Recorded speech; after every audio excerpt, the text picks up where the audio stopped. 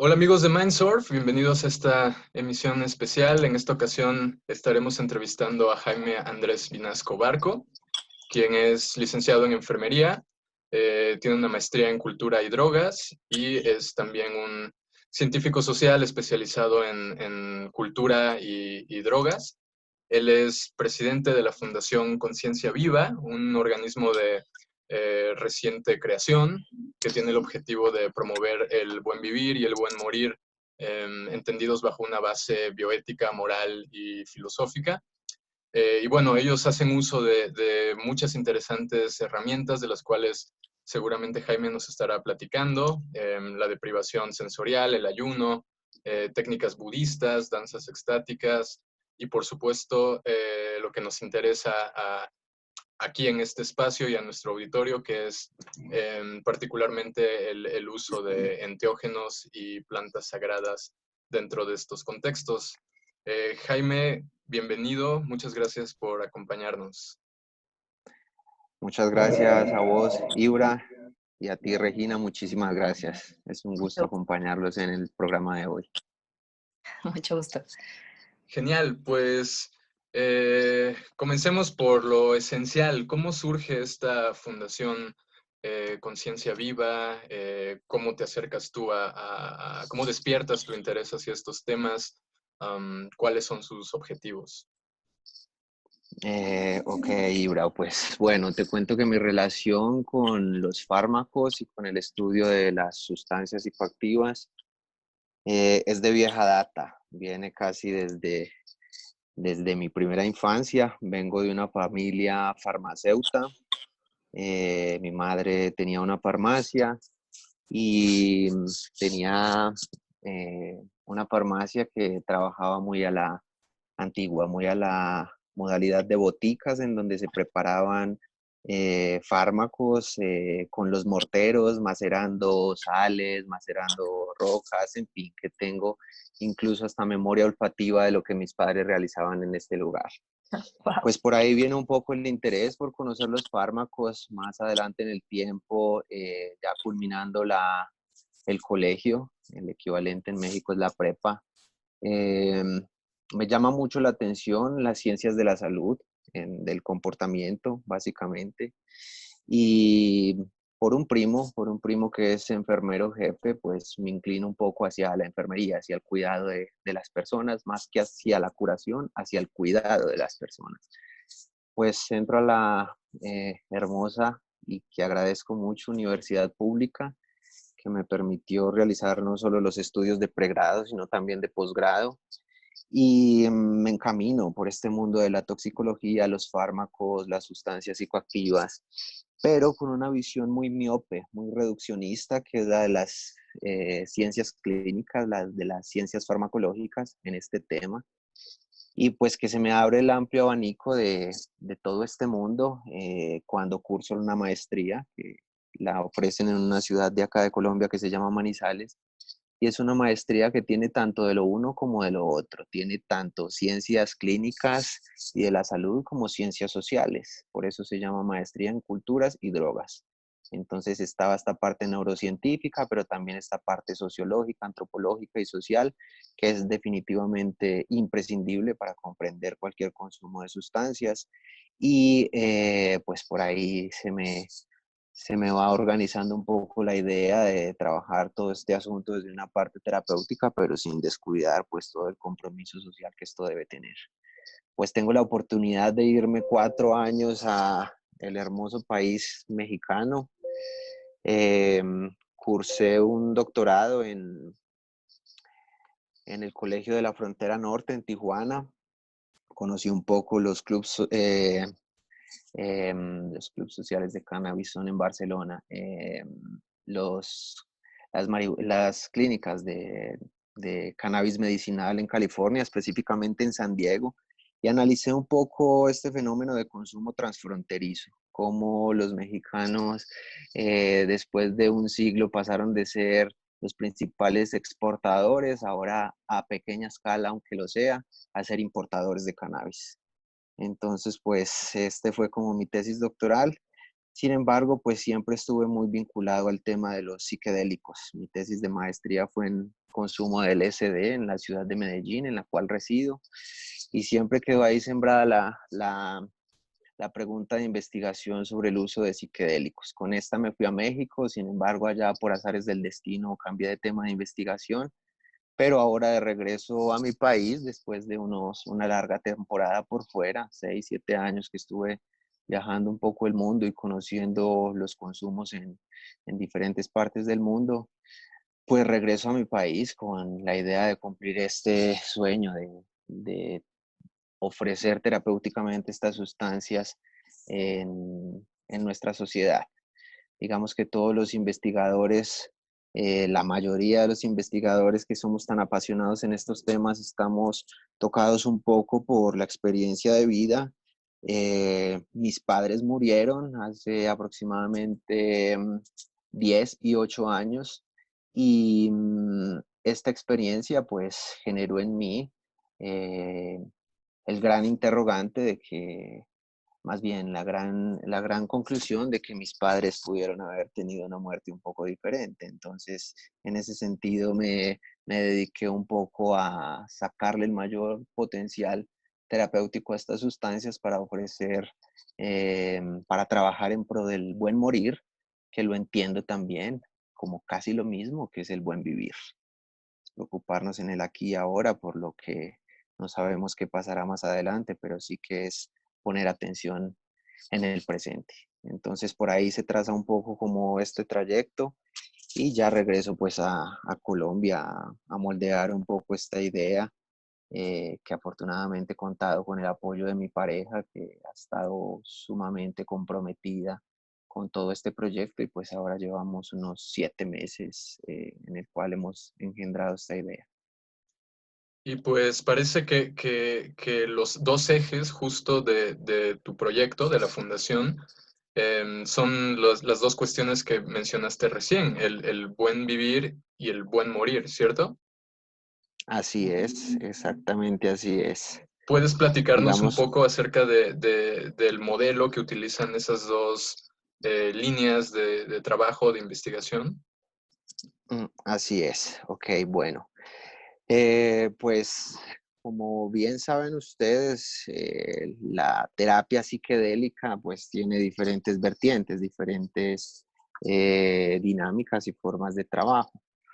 Eh, Hay tres conceptos que se han articulado, tres neologismos que los ha articulado un investigador que es un arqueólogo de las drogas, se llama Giorgio Samorini, él es italiano, con los cuales he venido trabajando en los últimos tiempos. Digamos que este tema de la eutanasia, ortotanasia, distanasia, que es bien polémico y con diferentes aristas éticas en el gremio de la salud, lo trabajo tímidamente todavía porque sí que, digamos, necesitamos un piso no solo científico, sino ético, social y articular un buen trabajo para trabajar estos temas de forma pertinente. Pero hay tres conceptos que trabajo de él, que trato de relacionar con estos asuntos del buen vivir y el buen morir, que son los conceptos tanatógeno, tanatodélico y tanatomimético. Tánatos ya sabemos que es una palabra que viene del griego tánatos, que significa muerte. Pues bien, una sustancia tanatógena es una sustancia básicamente que produce o genera la muerte, es una sustancia mortífera o inductora de la muerte y en ese sentido pues tenemos básicamente las sustancias que inducen la eutanasia o que favorecen la eutanasia, benzodiazepinas, barbitúricos, etcétera.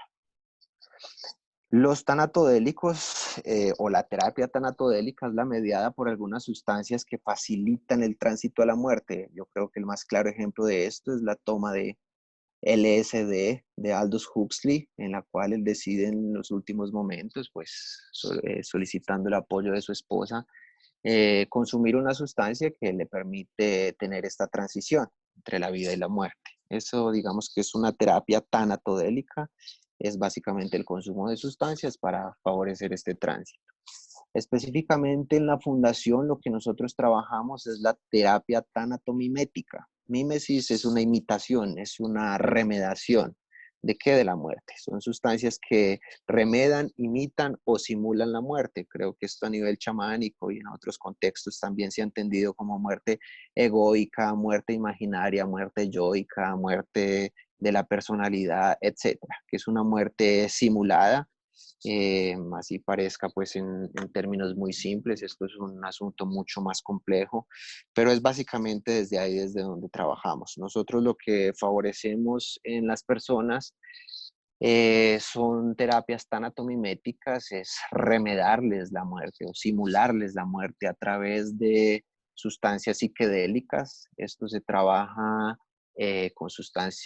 con dosis altas y súper altas para que las personas pues lleguen a lo que digamos en la corriente psicológica junguiana también se podría denominar conciencia cósmica, conciencia de unidad, en el budismo conciencia budística, etcétera.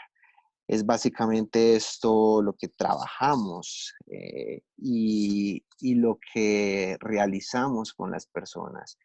Es favorecer estas experiencias dentro de un marco ritual ordenado, controlado, em, que se ajuste, digamos, al propósito de la sesión, que es generar esto. Pero, ¿cuál es el objetivo de esto? ¿Cuál es el fin de generar una muerte simulada?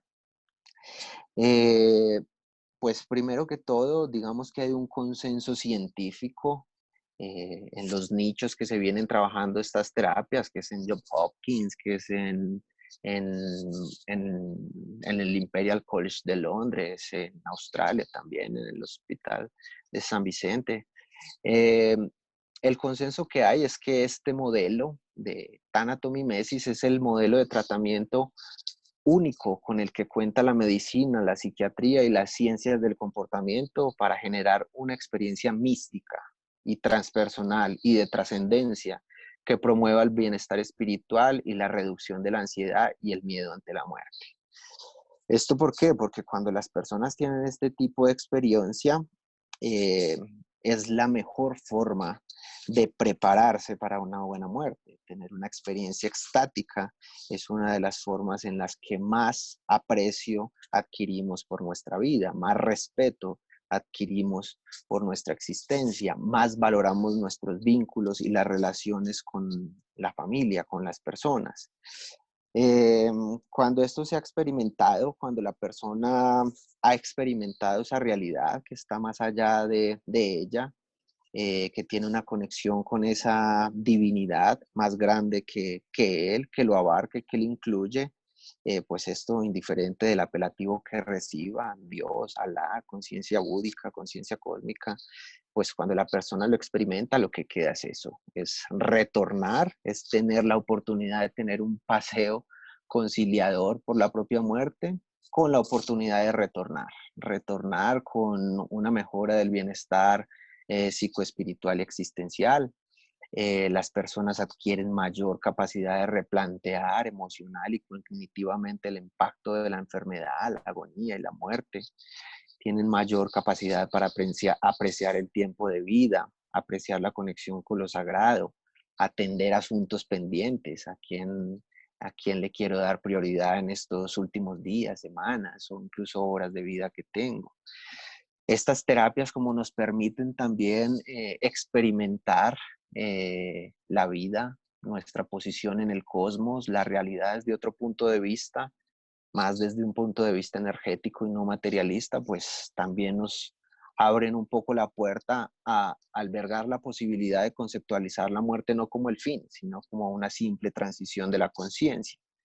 Esto en definitiva nos lleva a tener una mayor aceptación y paz con la misma muerte, porque cuando yo dejo de identificarme exclusivamente con un cuerpo, pues la muerte se me convierte en un problema de menor importancia, porque parece que me estoy acercando a la fuente de la cual provengo y para la cual voy.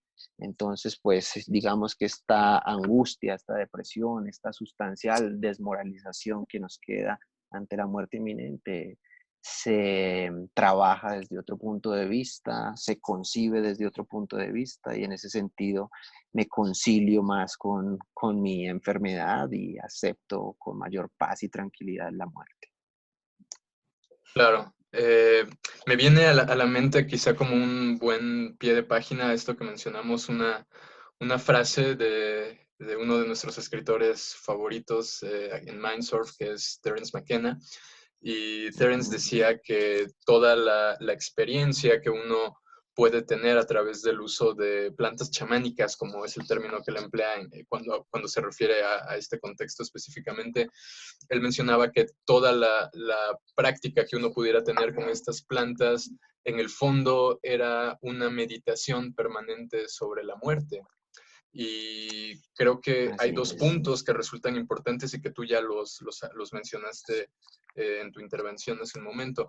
Por un lado, el mecanismo de lo que se le conoce comúnmente como la disolución del ego, o algunos también le llaman la muerte del ego, ¿no?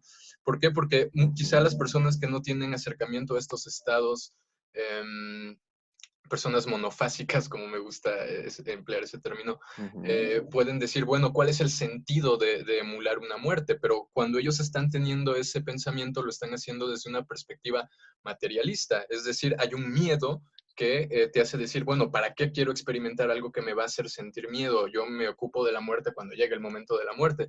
Sin embargo, se sabe que a través de ciertos mecanismos neurológicos, lo que puede llegar a ocurrir en estas experiencias es la desactivación de la red basal en el cerebro, todo esto que se le conoce como la Default Mode Network, que es básicamente el asiento Ujú. fisiológico del yo consciente, del yo ordinario. Entonces, en el momento en el que se desactivan esas partes, ocurre lo que subjetivamente llamamos la muerte del ego, y eso nos lleva, o eso lleva a la persona que está vivenciando esa experiencia a hacerse una idea en primera persona, porque ya no es algo que lees en un libro, sino que es algo que experimentas, hacerte una idea de lo que puede haber más allá de ese proceso de muerte, ¿no?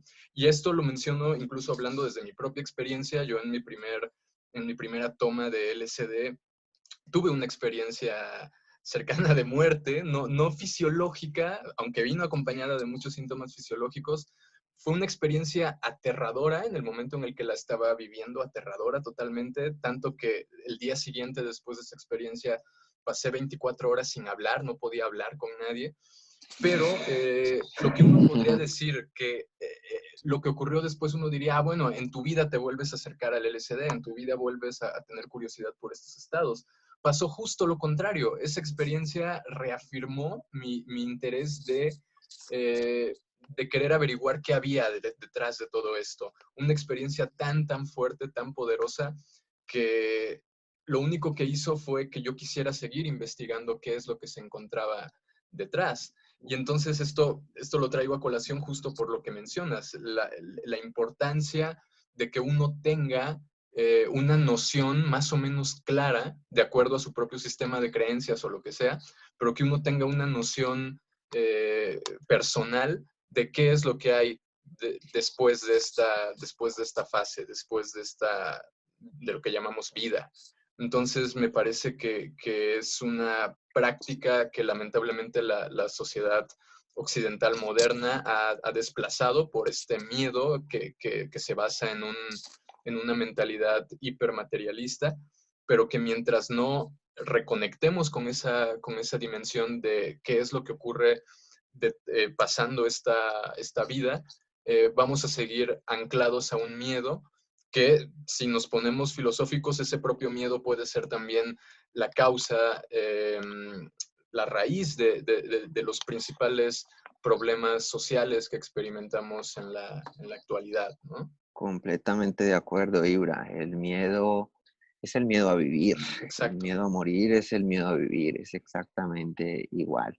Y aunado a lo que estás diciendo, considero que la pérdida de los ritos, la pérdida de los ritos en su función sociológica, antropológica, es lo que ha favorecido ese detrimento de esa iniciación en la cual dentro de un contexto ordenado y seguro, teníamos este tipo de experiencias pues simplemente para forjar nuestro carácter, para forjar nuestra psique, para adentrarnos en estos mundos inefables y regresar con la experiencia vivida y con mayor respeto pues, por nuestra vida, por la de los demás. Hablar, Ibra, de la muerte desde las creencias, creo que no nos llevaría muy lejos. Eh, para mí, hablar de estas terapias y de este tipo de condiciones en las cuales, como bien lo dices, hay muertes egoicas, yoicas, que son las más similares a una muerte, digamos, real. Hay que hablarlas desde el sentido que tienen esas experiencias para la propia vida, para el aquí y ahora, lo que nos genera en el presente. Yo soy partidario de no creer lo que no experimento por mí mismo.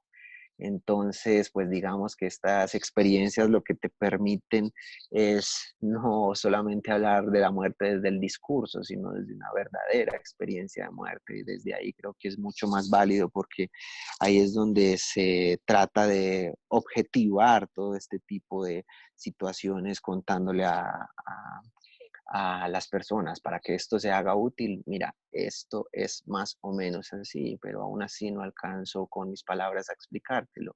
Es como una especie de explicación de un orgasmo. Pues, ¿cómo te explico qué es un orgasmo? ¿Qué se siente un orgasmo? No, creo que el juicio lo harás tú cuando lo vivas. Y creo que estas experiencias de remediar la muerte van un poco por ahí. Sí, de hecho, el propio McKenna justo trazaba una analogía entre la experiencia sexual y la experiencia psicodélica. Decía que irte a la tumba sin haber tenido una experiencia psicodélica era prácticamente lo mismo que morirte sin haber tenido una experiencia sexual. No entendiste de qué se trataba esta experiencia de la vida, de la conexión, del sentido, ¿no? Eh, Quizá hemos hablado un poco en este rato de ciertas perspectivas antropológicas, en cierta medida cuestiones modernas. No sé si podrías platicarnos un poco acerca de la historia, la antropología detrás de culturas, por ejemplo, que han hecho uso de este tipo de prácticas, no solo como un elemento, digamos, teórico o de absorber un sistema de creencias, sino como un proceso iniciatorio. Por ejemplo, me viene a la mente la cultura Gabón en África con el uso de la iboga para los ritos iniciáticos.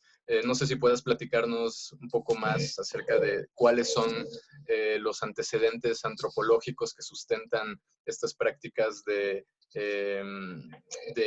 ¿cuál fue el término que utilizaste? Mimetización del tánatos, no recuerdo exactamente. Ajá, tanatomimesis. Tanatomimesis, ajá. Bueno, digamos que a nivel histórico y antropológico, el tema de la muerte es un tema que ha estado presente en todas las culturas, en todas las civilizaciones, ha sido trabajado de diferente manera, con diferentes perspectivas, creencias.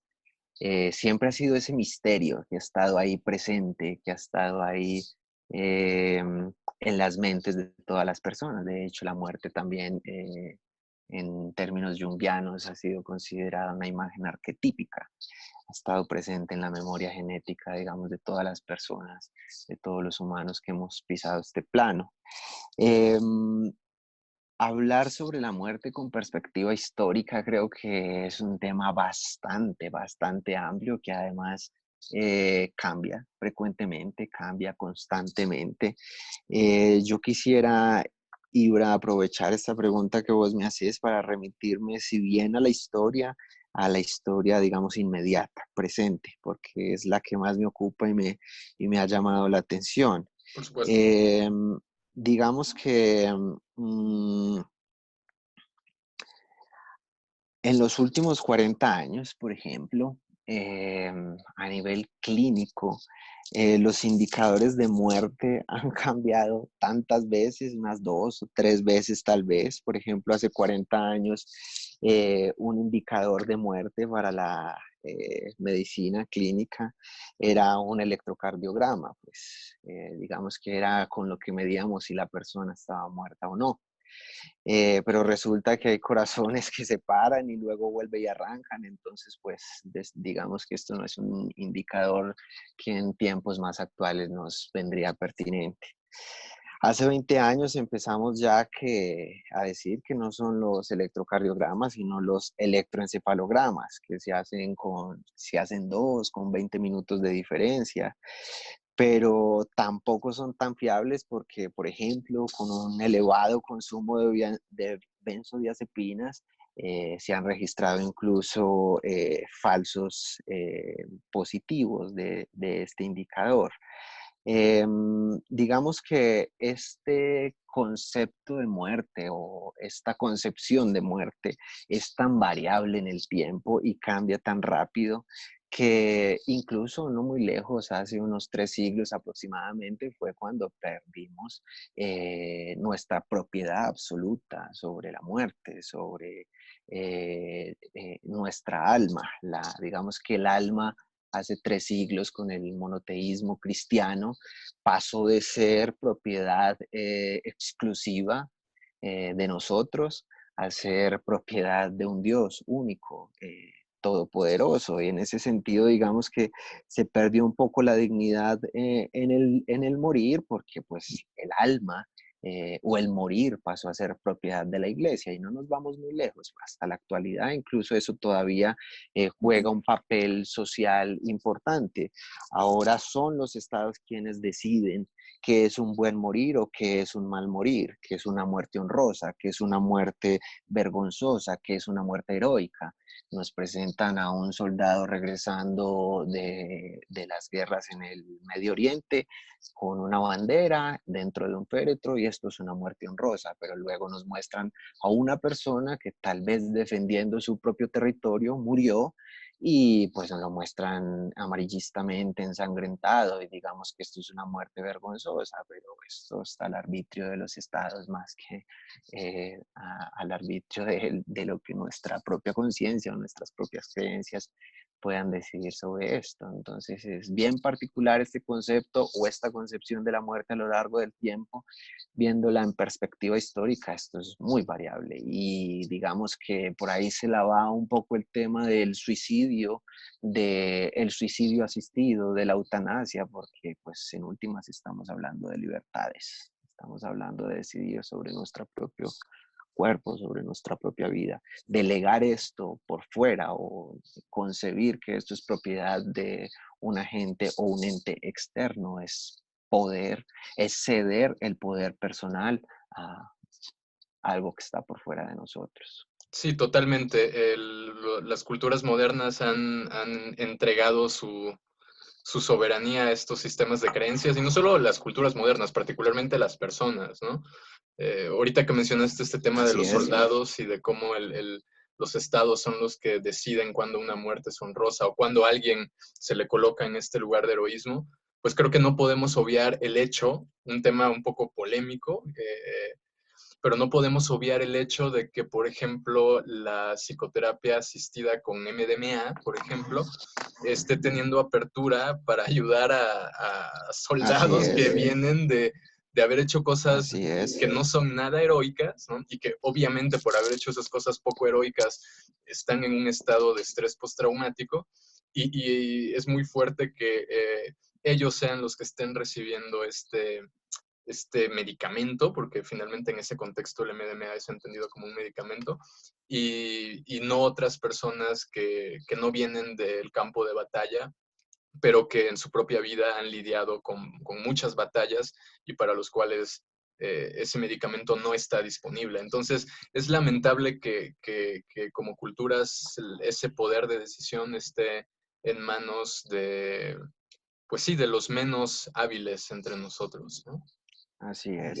Y digamos que socioantropológicamente el tema se va moldeando de esta manera, porque digamos que esto tiene una cara y una cruz.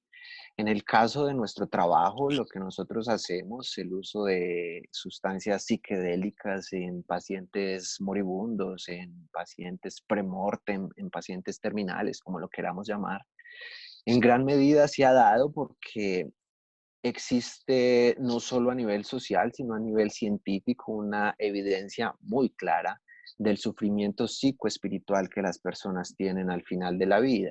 Entonces, desde poco antes del cambio de milenio, hace unos 20 años, pues se está observando que este occidente conservador y tanatofóbico está haciendo una especie de reanimación a este tipo de terapias, muy influidas por la compasión y por permitirle a la persona que, aunque sea en su etapa final, pues tenga una, una calidad de vida, que ahora también nos atrevemos a hablar de calidad de muerte. Entonces, pues esto también está siendo un poco mediado por los movimientos sociales. Esto vale la pena considerarlo desde este punto antropológico también.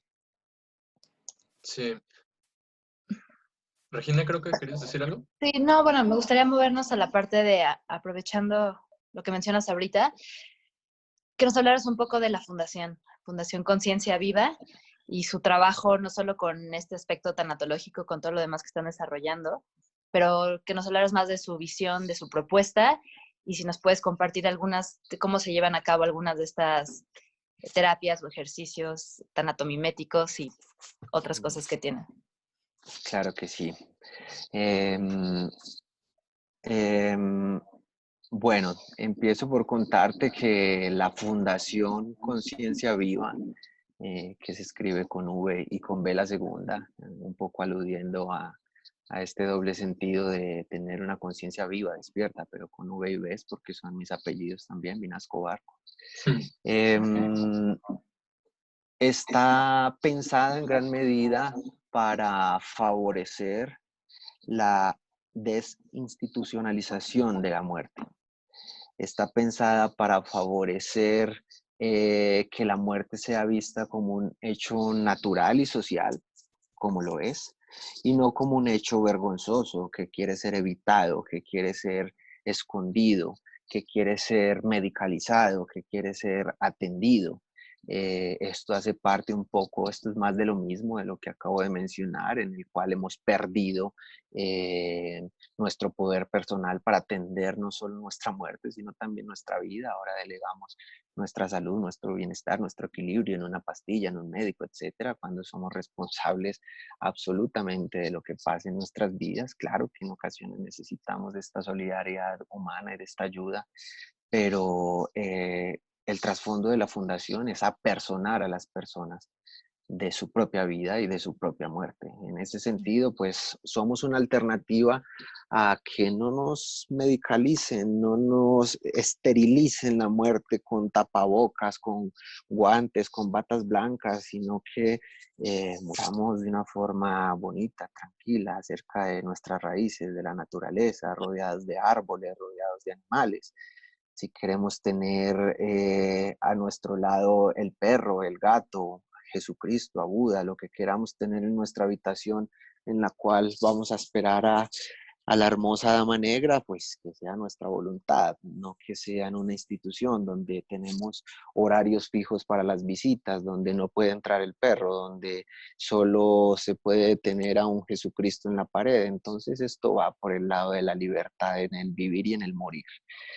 Nosotros somos una alternativa en ese sentido, y no solo en el sentido técnico, sino también en el sentido de espiritual y en el sentido emocional, también en el sentido farmacológico. Si la persona está dispuesta a seguirse tomando su quimioterapia, adelante, pero si en vez de quimioterapia no quiere musicoterapia, o quiere ayahuasca, o quiere otra sustancia, pues es libre de elegir. Es finalmente su vida, es su muerte. Decide si estar solo, decide si estar acompañado. Entonces, pues lo que promovemos es un poco eso, brindar calidad de muerte en las personas. Más allá de esto, y yo creo que es la principal pregunta que acecha a quien nos escucha es, bueno, pero ¿cómo están haciendo esto en Colombia? ¿En Colombia las sustancias son legales, son ilegales? ¿Qué es esto? Pues bueno, tengo para contarles que la prohibición de las drogas es un asunto que no se va a acabar con un anuncio papal, que no va a salir Donald Trump ni va a salir nuestro presidente colombiano a decir la prohibición de las drogas se acabó. Esto no va a ser así tan explícito. Esto, digamos que la prohibición de las drogas se va a acabar entre susurros, bajo la mesa, sin que nadie se dé cuenta. De hecho, si ustedes revisan los recursos que tiene la JIFE, los recursos que tiene la Organización de Naciones Unidas para la lucha contra las drogas, no son ni la 10ª parte de lo que tenían hace 20 años. Hace 20 años la JIFE tenía 160 despachos en Viena, ahora solo le quedan 6. Entonces digamos que la prohibición se va acabando así, entre susurros. Pues bien, que nosotros no vamos a esperar pues como a que, como lo menciona Escotado, una pandilla de ignorantes decida sobre, además de forma anticientífica, sobre lo que podemos o no podemos hacer. Esto, por supuesto, no es tirar por la borda los códigos deontológicos y de ética que tienen nuestras disciplinas en nuestro país y en nuestro hemisferio. Claro que existen unas metodologías éticas de investigación, pero sí que nos movemos en esas áreas grises, aprovechamos esas lagunas legislativas que hay, nos movemos en un área en donde no es legal, pero tampoco es ilegal. En esas áreas básicamente tenemos 3 vertientes de trabajo, que son, primero, sustancias psiquedélicas legales con las cuales trabajamos, que son legales no solamente en Colombia, sino a nivel internacional, no tienen control ni fiscalización. Es la manita muscaria, el mucimol y el ácido boténico. La salvia divinorum es también considerado un psicodélico, entonces pues sí que trabajamos con este par de sustancias de forma explícita y legal. Eso es una forma de trabajo. La segunda forma de trabajo es la ayahuasca. La ayahuasca, digamos que en nuestro país está amparada bajo el derecho de libertad religiosa, en donde se les permite a las comunidades indígenas suministrar estas sustancias amparadas no solo por este marco religioso, sino también por medicinas tradicionales. Entonces, lo que facilitamos es, somos básicamente intermediarios y lo que hacemos es trabajar con médicos reconocidos, indígenas, chamánicos, que suministran este tipo de sustancias pues a las personas que se encuentran en la recta final. Esto es una segunda estrategia de trabajo. Y la tercera forma de trabajo es que nosotros, como grupo de estudiosos de la muerte y de cuidadores de la muerte, o en términos mucho más técnicos, pero me gusta el término como tanatopractas, lo que nos dedicamos es a cuidar y no a curar ni a suministrar medicamentos, sí información, sí otro tipo de cuidados. En ese sentido, lo que hacemos es ofrecerle a la persona que ya se ha enterado de este tipo de terapias a nivel mundial o que a través de nosotros incluso han conocido un poco de qué van estas terapias, ofrecerle un acompañamiento en la terapia. Entonces lo que le decimos a las personas es, ok, tú consigues la sustancia, tú misma, en el caso de algunas sustancias sintéticas o semisintéticas tipo LSD o MDMA, tú la pasas por el laboratorio, que el equivalente de Energy Control en España. Acá tenemos un muy buen programa de reducción de riesgos y de daños. Se llama Échele Cabeza cuando se dé en la cabeza. Es un laboratorio de análisis de sustancias en donde se verifica la genuinidad o la originalidad de esta sustancia. Entonces, cuando la persona por su propia cuenta ha conseguido la sustancia, la ha pasado por el laboratorio y sabe su composición exacta, su concentración exacta, pues nosotros simplemente lo que hacemos es, bajo un previo consentimiento informado en donde la persona testifica que ha hecho todo eso por su cuenta, pues nosotros simplemente acompañamos a la persona en el proceso con musicoterapia, con inciensos, todo esto. Entonces, digamos que esas son nuestras 3 estrategias o formas de trabajo. somos muy explícitos en el trabajo que hacemos. De hecho, pueden revisar nuestras redes sociales, Instagram, Facebook, la página web, y somos muy explícitos porque sí que no apoyamos definitivamente actividades ilegales. Más bien nos movemos en estas áreas grises, repito, en estas lagunas legislativas que tiene nuestro país. Otra cuarta vertiente, otro cuarto camino es que creo que al igual que en México, acá en Colombia también tenemos una tabla de dosis mínima permitida, esto para sustancias como la cocaína, la marihuana, la metacualona. Entonces, digamos que con el cannabis medicinal, que también está regulado de forma médica acá en Colombia, pues también nos vamos un poco por ese camino y esas son básicamente nuestras formas de trabajo. Súper. Creo que vale señalar y recalcar algunas cosas que has mencionado hasta el momento. Primero, este maravilloso trabajo de empoderamiento, por decirlo de alguna forma, primero a nivel individual, cuando mencionaste que todo este estigma no podemos esperar que venga, que sea eliminado por parte de las instancias políticas, sino que tiene que ser un trabajo en el que primero la persona pierda el miedo, digamos, a acercarse a estas sustancias y estas prácticas, y también a un nivel colectivo, ¿no? Mientras más personas, pues obviamente eso se expandirá y se reforzará. El segundo punto valioso que me gustó mucho de lo que acabas de mencionar es el tema del acompañamiento, ¿no? Apoyar con todo este abanico de herramientas, como puede ser la musicoterapia, etcétera. Y la pregunta que me surge es si ustedes, después de haber acompañado a la persona, o sea, la persona primero se empoderó a sí misma, decidió tomar una decisión con respecto a estas prácticas y sustancias, después ustedes proporcionaron un trabajo de acompañamiento durante la experiencia.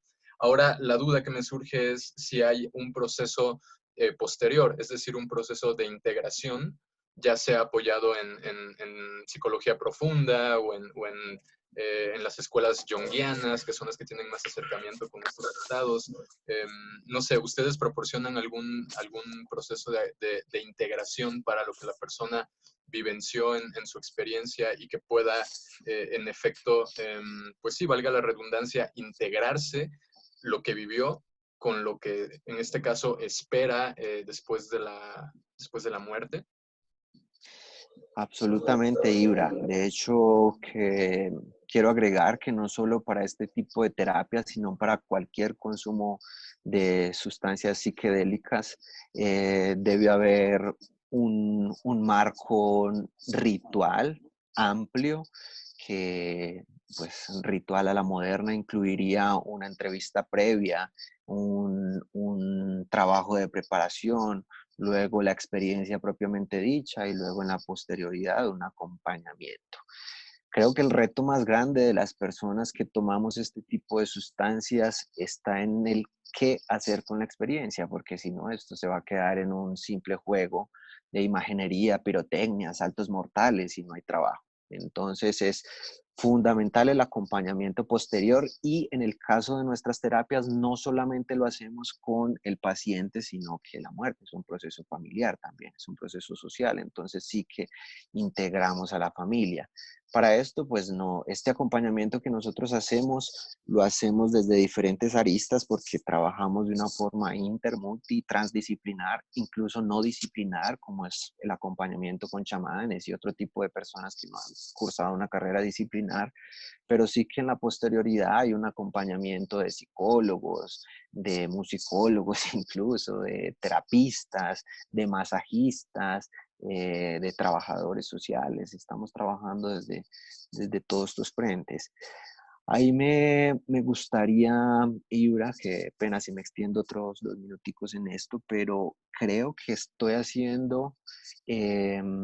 estamos haciendo un trabajo de empoderar también a la profesión de enfermería de estas terapias, porque esto está en una tierra de nadie, en donde además se encuentran difuminadas diferentes disciplinas, psicología, psiquiatría, chamanismo, hay de todo un poco, y poco se habla de lo que es la enfermería.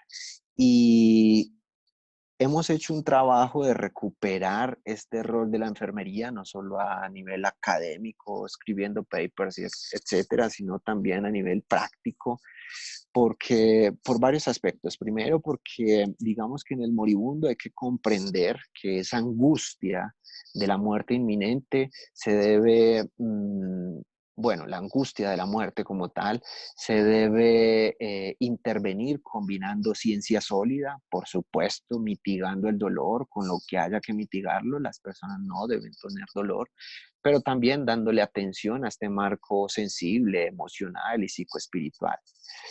Hay una teórica de enfermería que se llama Cecily Saunders, que es una británica que fue una de las que más empujó el movimiento de hospicios a nivel mundial, que habló de una forma pertinente de este tema, y es que hay que comprender que los factores espirituales y psicológicos del moribundo influyen de una manera determinante en el dolor total del mismo. El dolor total ella lo concibe como el dolor espiritual, el dolor físico, el dolor emocional, etcétera. Al concebir este dolor total, incluyendo esta faceta espiritual, pues lo que tenemos es que muchas veces esa faceta psicoespiritual del paciente terminal que está, digamos, desequilibrada, en la cual hay esta angustia, en gran medida se da por esa falta de significado, de propósito en la vida, en la muerte. Y pues está claro que a través de este tipo de terapias, esa falta de significado puede ser inducida o reinfundida. Además de esto, es que si, no sé, se nos viene a la cabeza una imagen, por ejemplo, de MAPS, de las pocas que se han filtrado, de cómo se han hecho estas terapias, que son en un sofá, recostados, con auriculares, con antifaz, pues vemos que casi siempre hay dos personas acompañando a la persona que está siendo intervenida. Básicamente son energía masculina y energía femenina. Esto tiene todo un sentido de acompañamiento, claro está. Pero rara vez es el mismo médico o el mismo psicólogo o el mismo psiquiatra el que suministra la medicina, el que acompaña este tratamiento. ¿Quiénes son? En gran medida son los enfermeros, son las enfermeras, son personas que han estado ahí, y que infortunadamente, porque tenemos la poca costumbre de escribir, pues no aparecemos ni siquiera como coautores de ningún libro, de ningún artículo. Entonces los roles del profesional de enfermería en estos campos están descritos por médicos, y además estos roles están dispersos y fragmentados porque se han escrito en actas médicas y no en artículos científicos. Entonces, a pesar de que la enfermería pareciera poca protagonista en estos estados, los cuidados frente a la cama, frente al paciente, no se delegan con poca frecuencia a esta profesión. Entonces, pues es un deber de todos los enfermeros que recuperemos este rol, porque tiene profundamente fundido el arte y la habilidad de estar allí, presente, acompañando y cuidando, a veces de manera maternal, a veces de manera paternal, consoladora o tranquilizadora. Y esto es la enfermería. Por eso quiero aprovechar también este programa para aquellos enfermeros o enfermeras que en la clandestinidad ya deben estar trabajando con esto y que me escuchan, pues que me contacten si es el caso, para que hagamos una red transnacional, transoceánica o como sea, pero que unamos esfuerzos para hacer de esta disciplina también algo bonito en la terapia psiquedélica. Wow, muchas gracias por eso. Sí, definitivamente. Tenemos a alguien en el grupo de Mindsurf que está en la enfermería, entonces sería muy interesante hacer llegar este programa a más personas, ¿no? Que se difunda por ese lado. Qué interesante. Por favor, muchas gracias. Y muchas gracias a ti. Yeah. Bien, a corto plazo, ¿cuáles son los objetivos que tiene la fundación? Ok, Ibra. Pues te digo, esto es un proyecto que se trazó un cronograma de desarrollo muy ambicioso de 10 años. Sin embargo, pues llevamos 7 meses y creo que vamos un poquito adelantados en el cronograma. Esto ha tenido un auge bien importante que contrario a necesitar acelerador, a veces parece necesitar es un poco de freno, porque tampoco queremos que esto se masifique.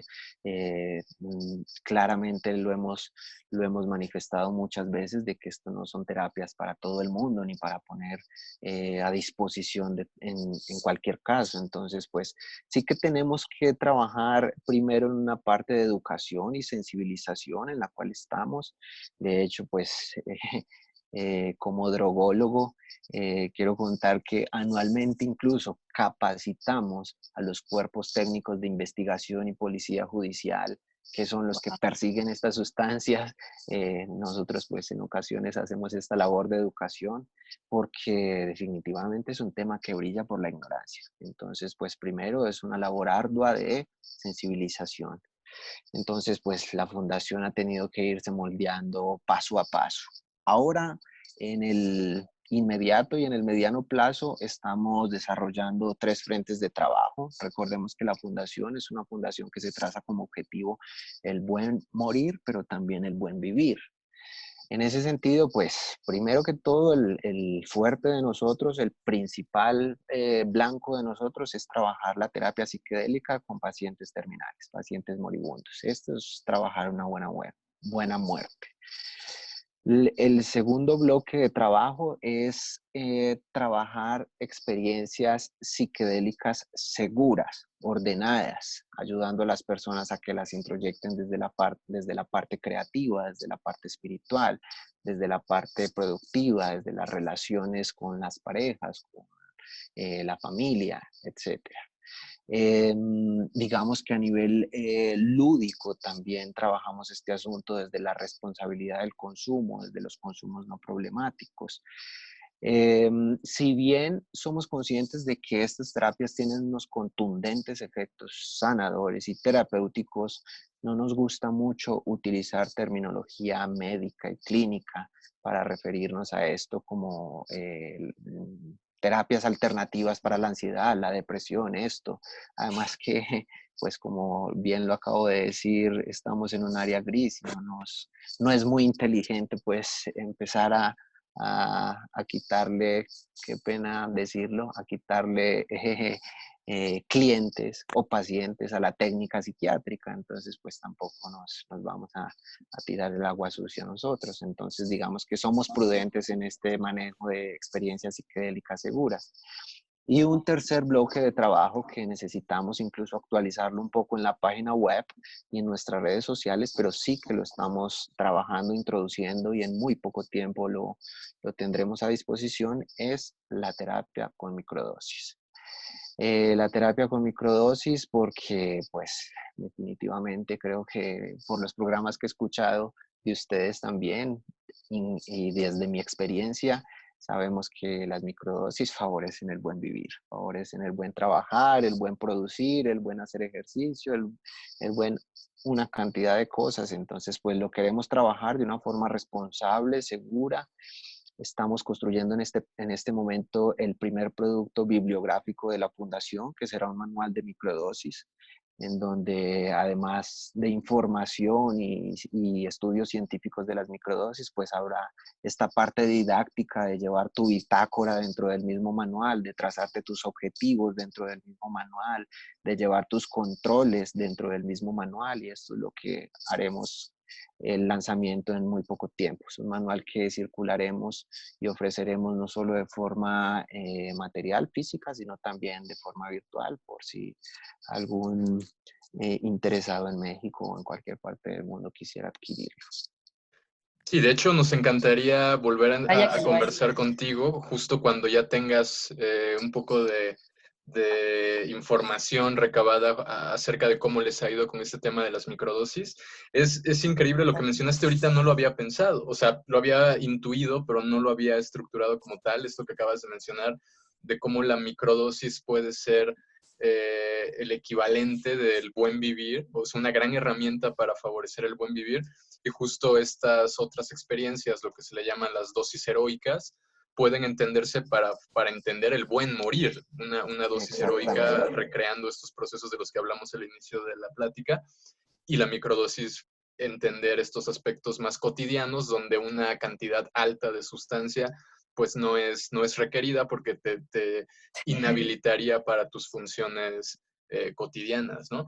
Por otro lado, también es importante lo que mencionaste del tema de la psiquiatría. O sea, no se trata de atacar a la psiquiatría, pero creo que sí es importante hacer una reflexión sobre el viejo paradigma psiquiátrico, ¿no? O sea, toda esta idea de la medicalización en exceso, que no solo es problema de la psiquiatría, sino también de la propia psicología ortodoxa, esta idea de que con Sí. tal de ser avalados por el paradigma científico, una serie de comportamientos sobre los cuales aún no tenemos la más mínima idea de qué los ocasiona, sencillamente se lo atribuimos a desbalances químicos y tratamos de, o más bien este paradigma trata de solucionar esos problemas, si es que son en realidad unos problemas, mediante... Y si es que son en realidad soluciones. Exactamente, y porque la solución que te dan es las benzodiazepinas, ¿no? Y todo este tipo de sustancias que a la larga causan más mal que bien.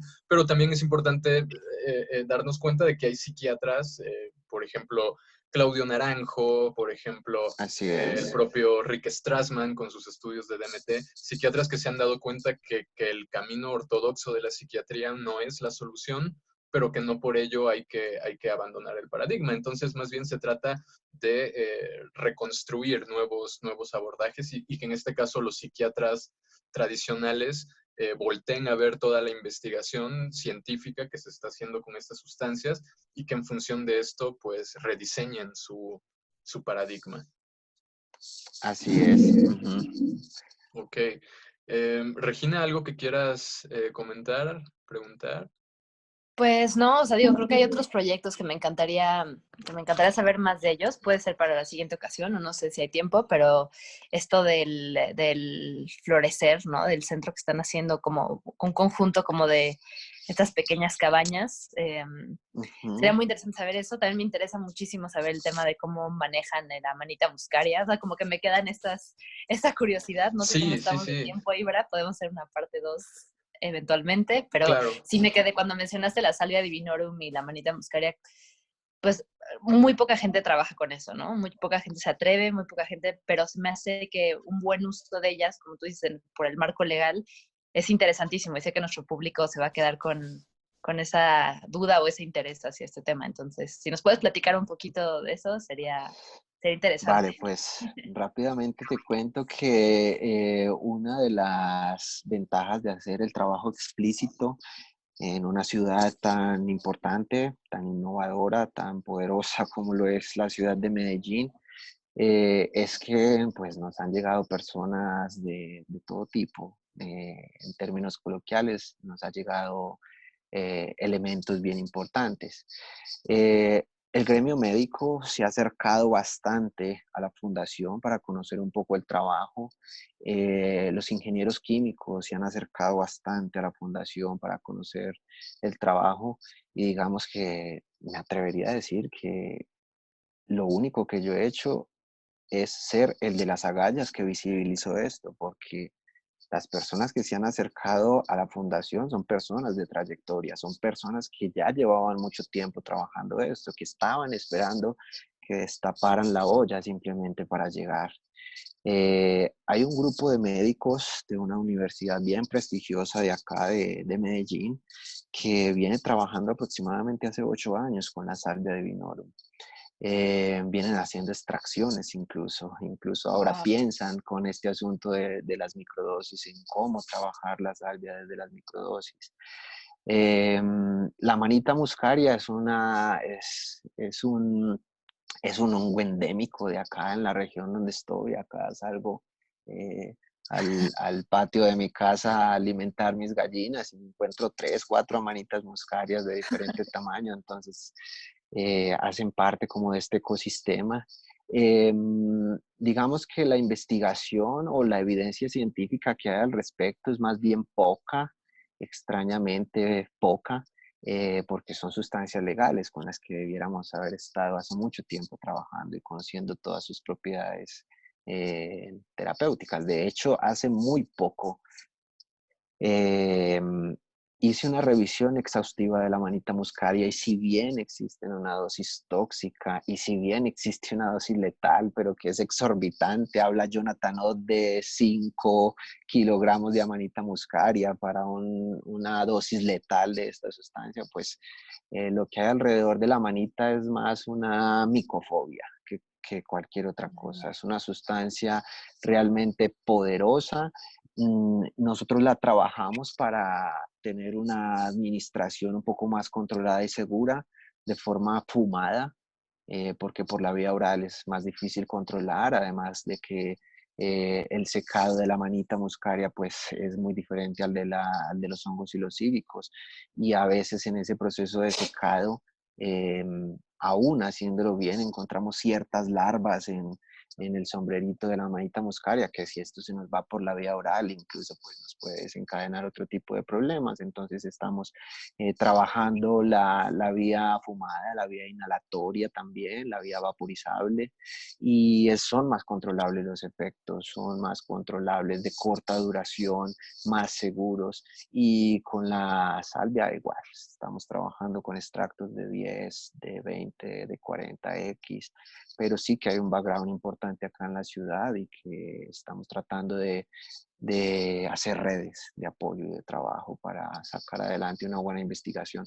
Este grupo de investigadores de la salvia en este momento está trabajando en un metaanálisis a nivel mundial de todos los papers que se han hecho en revistas pues clasificadas sobre salvia, y la verdad es que han encontrado poco, y este metaanálisis va a ser sumamente útil para las personas que nos vamos a empezar a adentrar por esta línea de las ciencias psicodélicas, porque en realidad es que es un camino largo el que tenemos acá por descubrir.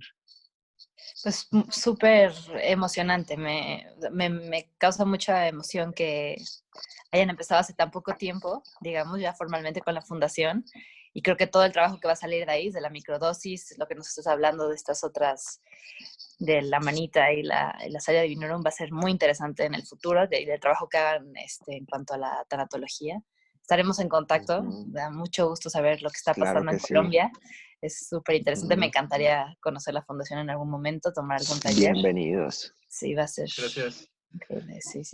Pues increíble, o sea, por lo que nos has platicado, han tenido una recepción muy buena por parte de la sociedad en general, incluso por parte de los sectores médicos. A mí me queda una duda, no quisiera cerrar el programa sin preguntarte esto que acabas de mencionar, porque justo tanto la manita como la salvia son enigmas farmacológicos en el sentido de que, por ejemplo, el propio Dennis McKenna ha hecho, que es uno de los etnofarmacólogos más importantes a nivel mundial, ha declarado en varias ocasiones que han habido estudios sobre la manita y no están seguros que el mucimol sea el componente activo, porque en estos, como mencionaste, estos procesos de secado son muy delicados, a veces puede quedar más ácido hipoténico, el cual tiene un nivel de toxicidad que puede llegar a ser peligroso.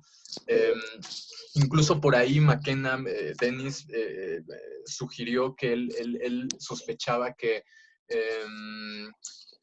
en realidad el efecto de la metabolización de los componentes de la manita podía generar que el propio cerebro hiciera segregaciones endógenas de triptaminas y betacarbolinas, como una propia ayahuasca personal, porque él sostiene que el mucimol en varias pruebas ha resultado no ser activo. Otros investigadores dicen que depende mucho de dónde recojas la manita, si la recoges en tierra volcánica o en lugares con una cierta altura, tiene concentraciones de mucimol que sí pueden provocar psicoactividad. Incluso hace varios años le hice esta pregunta a Rick Strassman sobre qué pensaba acerca de esta hipótesis de que el mucimol no sea activo. Entonces, mi pregunta en cuestión sería, cuando bajo este método del que hablaste, que es fumar la manita, lo que ocurre es que estás metiendo más mucimol al organismo, o qué es lo que ocurre exactamente ahí. Pues primero que todo, Ibra, creo que acuerdo con vos en decir que esto es un enigma farmacológico y en realidad nos hemos amparado mucho en la investigación, sobre todo experiencial y práctica. Para esto debo remitirme indefectiblemente a Jonathan Ott, que no solo escribe e investiga, sino que lo prueba. Entonces, pues esta es una persona en la cual por su experiencia y su trayectoria de vida respetamos mucho, y digamos que él acuerda con que tiene dudas sobre que el mucimol sea el que genere la psicoactividad, que lo vincula más al ácido botémico, pero aún así pues habla de la gran cantidad de propiedades terapéuticas que tiene este hongo, que además es incluso por este arqueólogo de las drogas datado como tal vez la toxina enteogénica más antigua registrada en la humanidad, unos 7.000 años atrás. He encontrado registros de consumos en la Siberia. Y sí, se han reportado en la literatura pues casos de intoxicación, pero digamos que la letalidad o el potencial mortal de esta sustancia está dado más por unos casos excepcionales que por un consumo frecuente, controlado o en pequeñas o medianas dosis de la sustancia. En ese sentido, creo que podemos seguir hablando de seguridad en el consumo de esta sustancia. Bueno, pues en mayo eh, creo que asistiré a un seminario que se realiza en la Alta Amazonía ecuatoriana, en una casa que se denomina Etnoahuano, y allá me reuniré con el doctor José María Fericla y con Jonathan Ott. Entonces creo que estas dudas sí que las llevaré bien presentes para allá, para que sigamos dilucidando un poco este camino. Ya les contaré. Claro que Sí, sí. estaría bien volver a hablar después de ese encuentro, que va a ser muy interesante seguramente. Sí, enviarles un saludo, particularmente al doctor Fericla. Él nos acompañó el año pasado, hicimos aquí unas actividades con él y probablemente un amigo está viendo la posibilidad de que venga al Congreso de Transdisciplina a finales del año. Y ojalá tú también. Sí, sí, sí. Ojalá que sí. Yo creo que cuando el doctor Pericla estaba en México con ustedes, justo yo estaba en Can Benet Vives, en el Mira, centro que él tiene en Barcelona. sí, sí, sí. Es uno de las personas que más ha inspirado este trabajo. Él es un respetado tanatopracta y además, pues, creo que es de los pocos que hace esta relación muerte, sustancias psiquedélicas. Entonces sí que ha influido bastante en nuestro trabajo. Pues sí, sí, es una gran figura.